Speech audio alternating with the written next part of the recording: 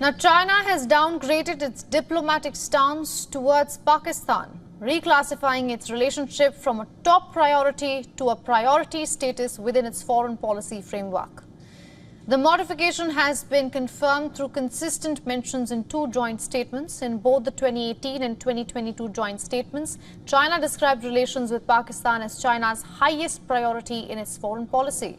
However, in 2023 joint statement as well as in the 2024 joint statements, China-Pakistan relations for China are described as just a priority in its foreign relations. The adjective highest to describe Pakistan's priority in China's foreign relations has been omitted in recent statements, and China's move indicates a deliberate shift in policy rather than an accidental oversight. The policy change also highlights the significance of this re-evaluation in diplomatic terms. The downgrading of Pakistan's status raises several questions about the future direction and the dynamics of the bilateral relationship. However, stability and security seem to be behind this apparent downgrading of ties. In the third round of joint consultative mechanism meet on CPEC in Islamabad, China yet again reminded Pakistan of improving its security situation today. The event was co-chaired by Pakistan's Deputy Prime Minister Ishaq Dar and Chinese Minister Liu Jingzhao. During the talks, China sought to ensure political stability in the country, improving security for the CPEC cooperation and building a corridor for betterment of its people. We need to improve security and the business environment. Security threats are the main hazards disturbing CPEC cooperation. As people often say, confidence is more precious than gold. In case of Pakistan, the primary factor shaking the confidence of Chinese investors is the security situation. Without security, the business environment cannot really improve, which may in turn undermine the development in the long run. The issue of stability was first raised by China's then Foreign Minister Qin Gang during his May 2023 visit to Pakistan. His visit came nearly a year after former Prime Minister Imran Khan had been replaced by Shehbaz Sharif. He urged Pakistani officials to build consensus among themselves and to bring stability and development to the country.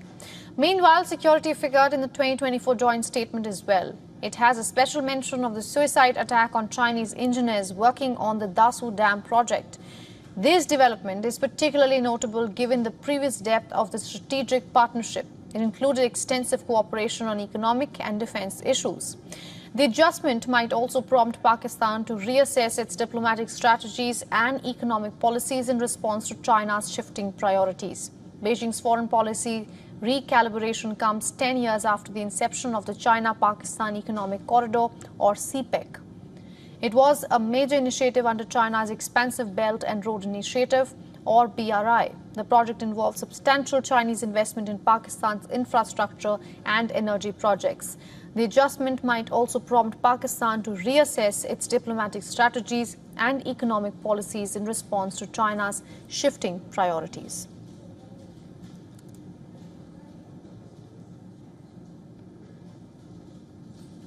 Now, to take this story further, we are being joined by Dr. Jamil Ahmed Khan from Karachi. He's a former ambassador and a senior analyst. Thank you so much for joining us here on this broadcast, Ambassador. I want to ask you, just today, high-level officials from both Pakistan and China met, and Beijing categorically said that confidence is more important than gold. How is it being received by Islamabad? Well, under what background? This confidence is more important than the gold. That's true, as a matter of fact. But that wasn't under the background of the security. And obviously, security, even Pakistan is quite concerned about the security. In the joint statement which we're referring to, Chinese, which was issued during the visit of Shehbaz Sharif, the Prime Minister of Pakistan, the point number 4 and point number 7, both the countries, they were very clear about they strongly condemned the terrorist attack on the Dasu project of Chinese convoy. They both have condemned and have shown the resolve in point number 4 that they will be combating terrorism with the joint efforts, besides so many other things. So these were the two quick response. But let me also bring in certain factors and certain facts before I just proceed further in next 2 minutes or 3 minutes time. And those facts are, if we agree or if we take it as a fact, which is available in all kind of literature, that China containment policy is a fact of the foreign policy of the United States, and of course is a fact that is designed, that defense agreement, for the containment, towards the containment of it. Number three, if we also understand that AIIB, the Asian Infrastructure Investment Bank, is another alignment of which China, India is a very cogent member of it, and one of the driving force behind this entire. And if we also agree that the BRICS is a fact and 29 countries are ready, including Pakistan, to join it, then probably we would reach to a somewhat a conclusion that the global West is now drifting towards global East.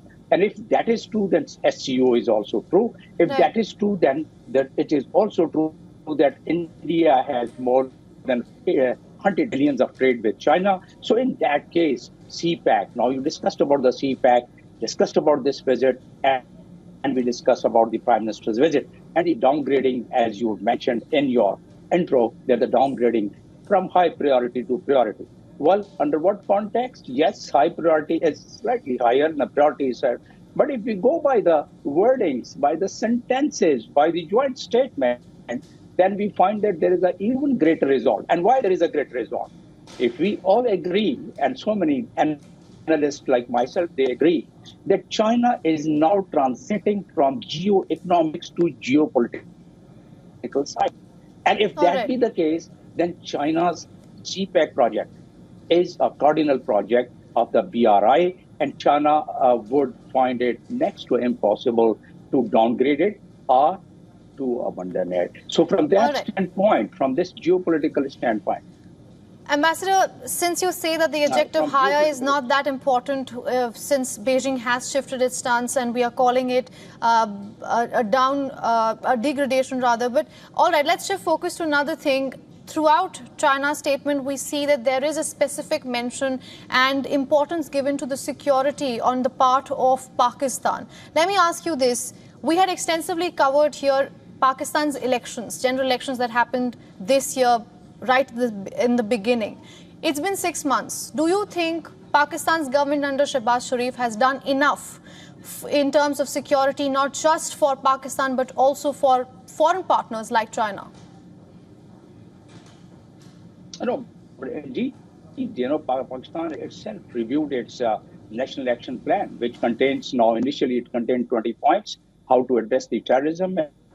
Now it contains 14 points, and China is in the loop of how these 14 points are being implemented. China knows, and they understand it fully well. I think in many respects, better than so many South Asian countries, about the security dynamics of this region. And Security Council resolution is one of the demonstrations. Doha Agreement is another demonstration that why this region is being destabilized. Pakistan, yes, Pakistan was involved in fight against terrorism. Pakistan was involved again in the Soviet against the Soviet Union. That's the history. That's a fact. We can't deny that. And the reminiscence of that is still, and this is the baggage which is left by the world community, and that is still haunting in various pockets. Pakistan is trying its best to really cover it up. Yeah.